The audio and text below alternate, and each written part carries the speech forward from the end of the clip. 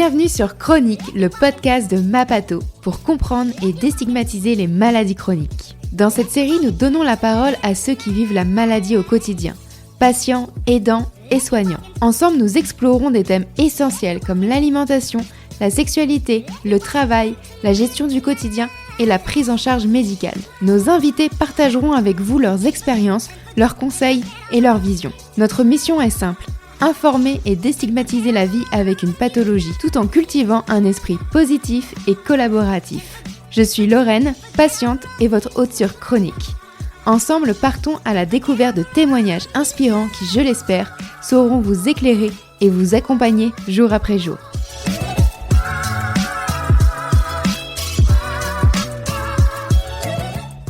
Bonjour à toutes et à tous et bienvenue dans ce 4e épisode de la saison hors série de Chronique, réalisée dans le cadre du prix Happy Patient 2024. À travers cette série spéciale, nous mettons en lumière des projets et des personnalités inspirantes qui œuvrent pour améliorer la qualité de vie des patients et de leurs proches. Ces initiatives sont porteuses de sens, d'innovation et surtout de grande humanité.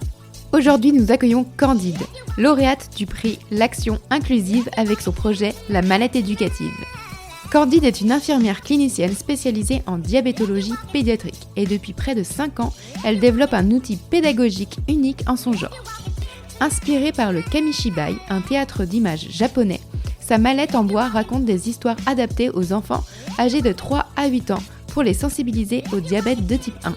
L'idée est née d'un constat alarmant. De nombreux enfants atteints de diabète de type 1 font face à des rejets ou moqueries dans leur entourage scolaire, souvent liés à une méconnaissance de leur maladie. Grâce à cet outil, Candide apporte une réponse concrète à des problématiques en permettant une meilleure intégration de ces enfants dans leur école. La mallette éducative est bien plus qu'un simple outil pédagogique. C'est une ressource conçue pour être accessible à tous, enseignants, parents, associations ou soignants. Elle vise à simplifier la compréhension des réalités du diabète chez l'enfant en mêlant pédagogie et sensibilisation. Aujourd'hui, cet outil est déjà déployé dans plusieurs régions de France et en Suisse, avec des exemplaires distribués gratuitement grâce à des partenariats avec des fondations. Une série de livres dérivés du projet est également en cours de diffusion dans les unités de diabétologie pédiatrique. Dans cet épisode, Candide revient sur la genèse de ce projet, les défis qu'elle a rencontrés et ses ambitions pour l'avenir. Je vous souhaite à toutes et à tous une excellente écoute. Eh bien, bonjour Candide. Bonjour. Je suis ravie de t'accueillir sur Chronique, le podcast de Mapato pour cette saison hors série pour le prix Happy Patient. Donc félicitations parce que tu es l'une des grandes gagnantes de cette année. Donc je vais commencer par une question, c'est est-ce que tu peux te présenter? Alors oui, donc je me présente, de Carvalho Candide. Je suis, une infirmière, clinicienne spécialisée en diabétologie pédiatrique et puis j'ai également, une casquette de santé publique en diabétologie, ce qui fait que je me déplace beaucoup, dans les différentes écoles, dans les clubs de sport, dans les foyers et à domicile pour faire de l'enseignement auprès de toutes les personnes qui gravitent autour des enfants. Trop chouette. Est-ce que tu peux nous parler un peu du projet avec lequel tu as postulé au prix Happy Patient?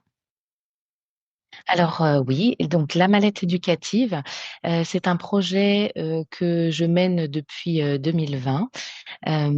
Donc ce projet, il est né parce que, j'ai commencé à prendre ce poste de santé publique en 2019 et quand j'ai commencé, je me suis rendu compte qu'on manquait cruellement d'outils pour expliquer le diabète, aux plus jeunes et que cela pouvait poser problème dans les écoles, parce qu'il y avait beaucoup d'enfants, en fait, qui comprenaient pas bien, le diabète et à la suite de ça, il y avait beaucoup de situations de rejet.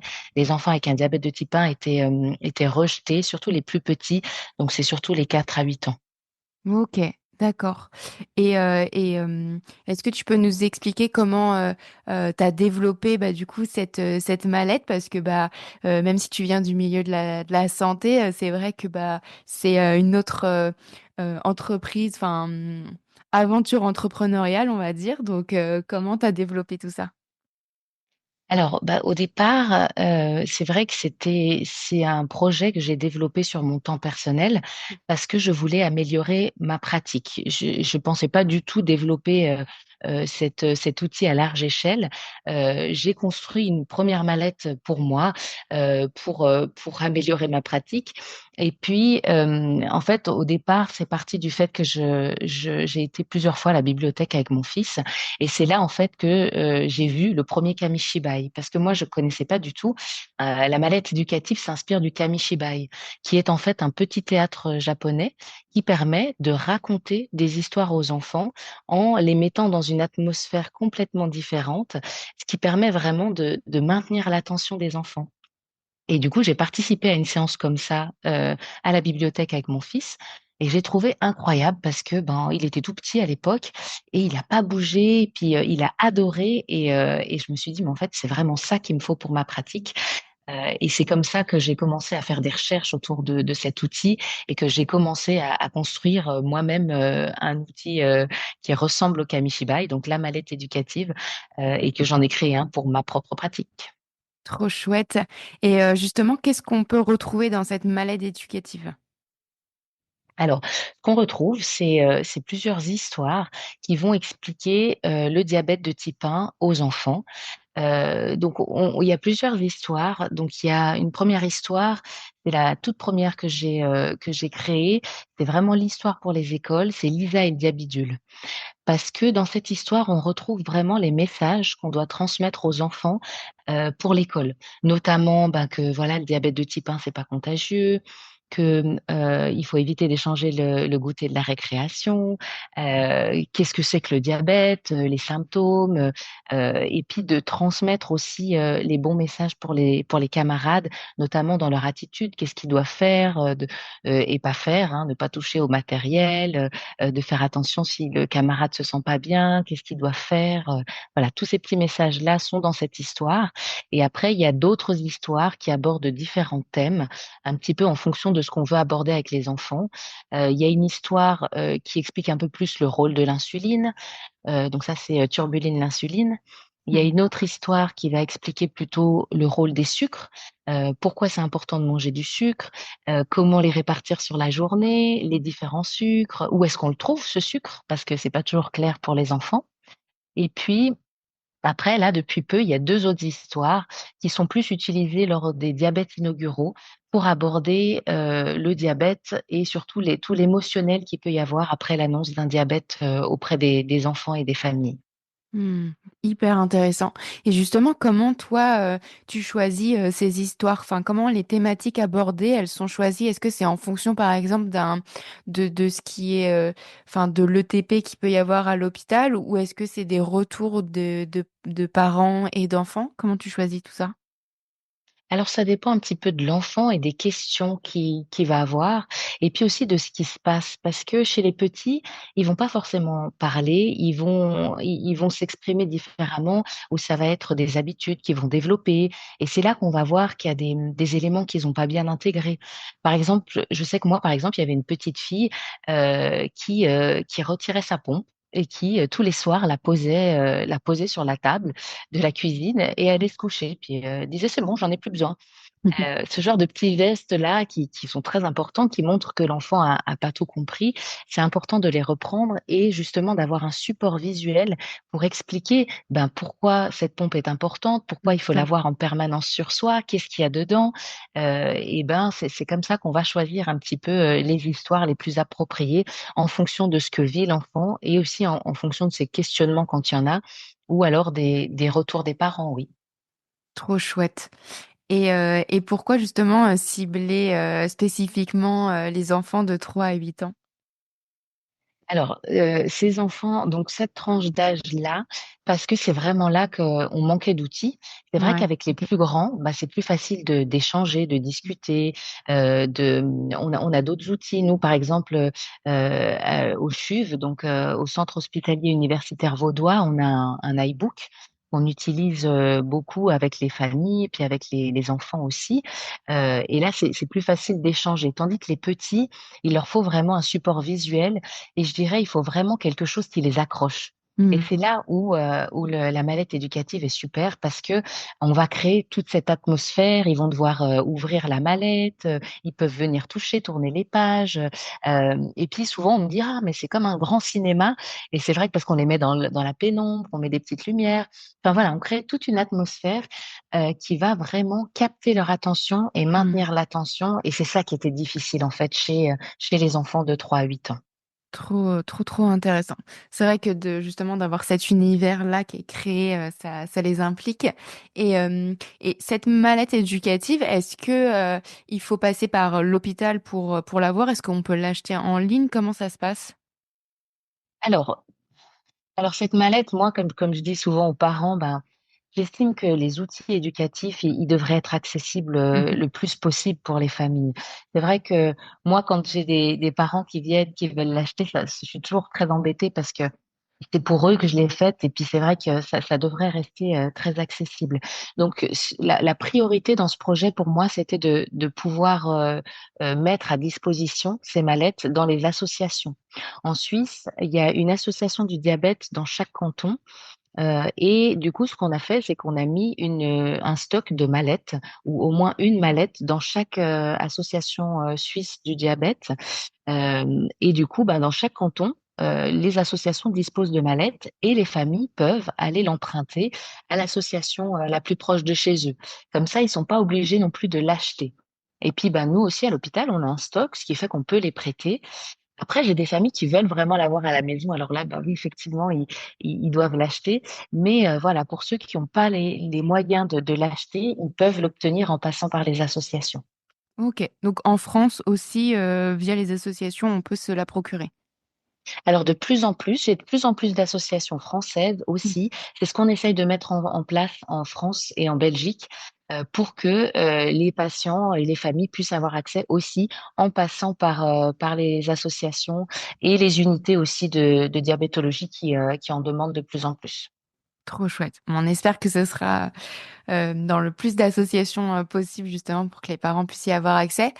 Et est-ce que du coup, avec cette mallette éducative, tu arrives aussi à impliquer des enseignants sur l'utilisation de cet outil? Parce que c'est vrai que l'expliquer aux camarades de classe, ça peut être hyper intéressant justement pour ces enfants.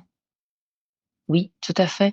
Et c'est pour ça en fait que cette mallette, elle a été simplifiée au maximum pour que tout le monde puisse l'utiliser. Sur la mallette, il y a un QR code avec le mode d'utilisation de la mallette et avec les messages importants qu'il faut transmettre et qu'il faut vérifier. Parce que c'est vrai que c'est pas le tout d'utiliser la mallette, de lire l'histoire. Après, il faut vérifier que les enfants ils aient bien compris les messages importants transmis dans les histoires. Totalement. Et c'est pour ça qu'il y a ce mode d'emploi. Et justement, bah, moi, j'ai des fois des enseignants aussi qui demandent à utiliser la mallette parce qu'en plus, ben, selon le pays où on se situe, bah, par exemple, mon poste n'existe pas, par exemple, en France ou en Belgique. Et c'est aussi pour ça que cet outil, il a été adapté pour que tout le monde puisse l'utiliser. Donc, aussi bien un enseignant qu'un éducateur dans un foyer, qu'une infirmière scolaire ou une infirmière dans une unité de soins. Voilà, tout le monde peut l'utiliser. Trop bien.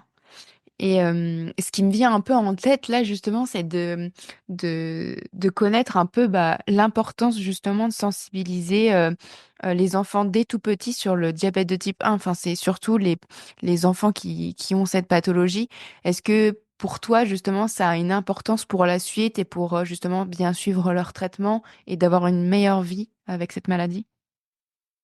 Alors, pour moi, c'est essentiel. Il y a 2 choses. C'est vrai qu'il y a la sensibilisation auprès des camarades et après il y a vraiment l'éducation thérapeutique de l'enfant. Très souvent, je pense qu'on sous-estime l'importance de l'éducation thérapeutique auprès de l'enfant. On se concentre beaucoup sur les parents quand il y a un diabète inaugural. On va beaucoup travailler avec les parents. Bien sûr que leur rôle est essentiel aussi aux parents. Mais c'est vrai que si on n'explique pas, même si l'enfant est très jeune, je veux dire, même s'il a 3, 4 ans, c'est important de lui expliquer parce que après c'est lui qui va vivre avec cette Ouais. maladie et c'est lui qui va devoir l'intégrer dans son quotidien. Donc plus tôt on leur explique aux enfants et mieux par la suite ils arrivent à l'intégrer dans leur vie quotidienne. C'est pour ça que cet outil est très important parce qu'il permet vraiment à l'enfant de comprendre et de faire des liens entre ce qui se passe dans son corps et de donner du sens en fait à tous les gestes quotidiens qu'il doit rajouter dans sa vie de tous les jours et qu'il n'avait pas avant. Parce que des fois, il peut y avoir des situations de colère chez ces petits, hein. Des fois, ça se manifeste comme ça, ils sont très en colère. Les parents me disent, mais je comprends pas pourquoi, il est tout le temps énervé. Mais ça peut ressortir comme ça parce que Mm. mettez-vous à la place de ces enfants. Si vous, on venait vous modifier vos habitudes quotidiennes sans vous expliquer pourquoi, vous devez faire plusieurs gestes que vous faisiez pas avant, bah c'est sûr que ça peut provoquer de la colère. Donc c'est pour ça que c'est important de les expliquer ces gestes et d'expliquer pourquoi il doit les faire et il doit les faire par lui-même ou ses parents doivent l'aider à les faire. Ouais, totalement. Et justement, toi, tu as eu des retours d'enfants, de parents ou d'enseignants même qui utilisent la mallette? Alors oui, j'ai eu plusieurs retours. Alors, il y a beaucoup d'enseignants qui connaissaient déjà un petit peu le principe, hein, parce Ah, que, chouette. comme je vous ai dit, ça s'inspire du Kamishibai et il y a déjà plusieurs enseignants qui l'utilisent, le Kamishibai. Euh, mais ils ont trouvé super qu'on puisse l'utiliser dans ce domaine-là, Mhm. parce que c'est vrai que c'est pas quelque chose qui est très utilisé dans le domaine dans le domaine médical et de la santé. Et c'est un très bon support en fait pour faire passer des messages aussi importants. Et surtout que bah, nous, dans le domaine médical, on a des termes parfois qui sont compliqués. Donc là, de pouvoir les imager avec des illustrations, de faire toute une histoire autour, bah, c'est sûr que c'est plus facile pour transmettre ces messages. Donc moi, j'ai plusieurs enseignantes, oui, qui m'ont transmis qu'elles étaient très contentes d'avoir cet outil à disposition. Et j'ai aussi beaucoup d'infirmières, les infirmières scolaires, hein, qui étaient très en demande, parce que les infirmières scolaires, elles étaient d'accord de pouvoir faire des séances de sensibilisation, mais c'est vrai qu'elles n'avaient pas d'outils. Donc C'est à chaque ça. fois, elles me disaient, mais comment on fait? C'est vrai que nous, on a moins l'habitude. Donc là, d'avoir un outil avec un mode d'emploi, il faut juste suivre les indications. Et ben c'est vrai que pour elles, ça a changé la donne et elles sont très contentes de pouvoir faire elles-mêmes les séances de sensibilisation. Trop, trop bien. Et justement, toi, est-ce que justement ces enseignants ou des parents, ils ont justement d'autres idées aussi sur d'autres thématiques que tu aimerais justement développer? Alors oui, il y a d'autres projets hein, vont être qui sont en cours. Donc au niveau par rapport au diabète de type 1, il y a d'autres histoires qui vont sortir sur d'autres thèmes, notamment les hyperglycémies, le traitement quand on change de traitement ou si la pompe est cassée, ce genre d'événement qui est très important aussi à discuter avec les enfants. Euh, Moi, il faut savoir que ces histoires, je les ai pas travaillées toutes seules, hein. Mm. C'est vraiment des histoires que j'ai travaillées avec les familles, parce que pour moi, c'était important. Après tout, c'est leur vécu hein, C'est que ça, je ouais. retranscris dans ces histoires. Donc pour moi, c'était très important que eux participent à la construction de ces histoires et me disent si je suis juste dans ce que je dis aussi. Donc il y a vraiment eu tout un groupe de travail qui s'est fait avec les familles et avec les professionnels aussi pour transmettre les recommandations internationales aussi au travers de ces histoires. Euh, donc voilà, ça c'était très important. Et par la suite, il y aura aussi d'autres thématiques qui seront apportées et discutées grâce à la mallette éducative. Donc là, c'est axé sur le diabète de type 1, mais il y a beaucoup d'autres particularités chez d'autres enfants ou d'autres pathologies que l'on peut aborder en utilisant aussi cet outil. Ouais, c'est ce que j'allais dire. J'allais dire qu'en fait, justement, ce format de Kamishibai, en fait, tu peux totalement le développer pour d'autres pathologies bah, qui touchent les enfants, que ce soit des allergies ou d'autres types de pathologies, pour justement qu'ils comprennent bien quelle est, leur pathologie et les choses qu'il faut connaître au quotidien. Comme ça leur permet justement d'être un peu plus au fait de leur quotidien. C'est pas mal. Oui, tout à fait, tout à fait. Et c'est ce qui va se faire, mais voilà, comme je dis, ce projet, il ne peut exister que avec la collaboration des familles. Parce que vraiment, pour être au plus juste, moi, je dois travailler avec les familles, et avec les professionnels, pour avoir autant la partie vraiment, recommandation internationale que la partie, expérience. Parce qu'au Mm. final, les parents et les enfants, ils deviennent vraiment experts dans la gestion de leur pathologie surtout dans les pathologies chroniques. Et c'est pour ça que c'est important que cette collaboration est importante avec eux. C'est vraiment très, très chouette. Pour toi, je voulais savoir ce que ça signifiait justement de recevoir le prix Happy Patient dans la catégorie Action inclusive.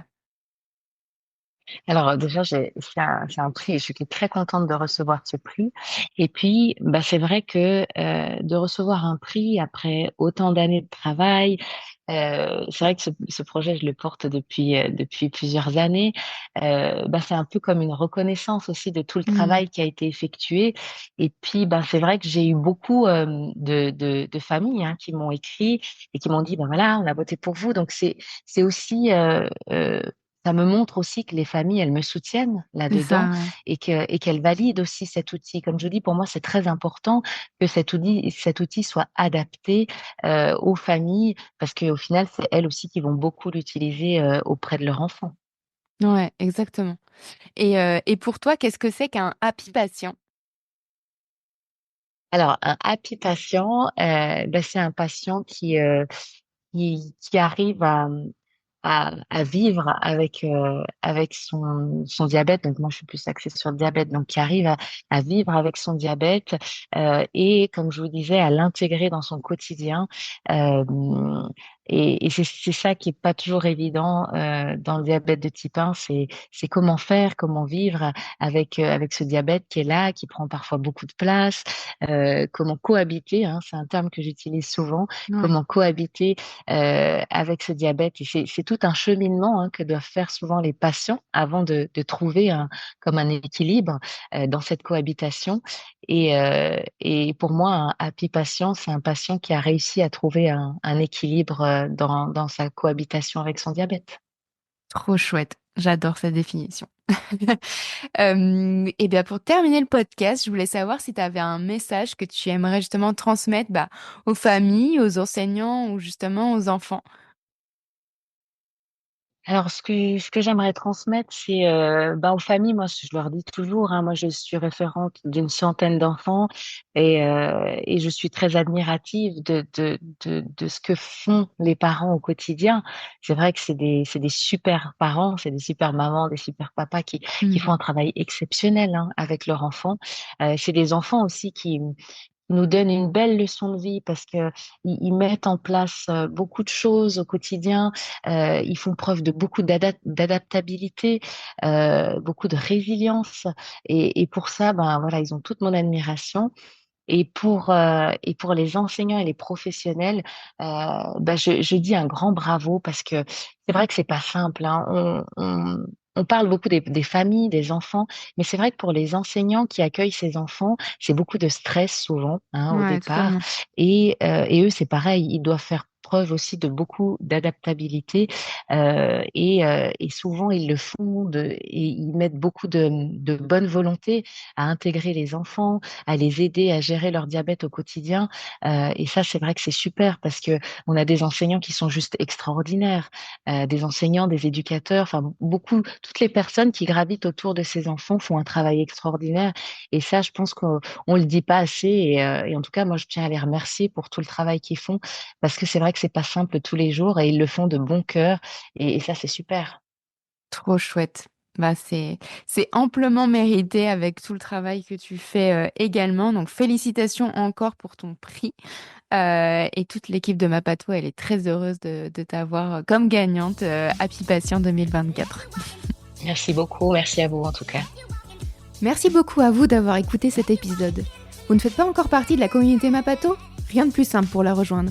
Rendez-vous sur mapato.com, mapatho.com, ou bien téléchargez notre application gratuitement sur Apple Store et Play Store.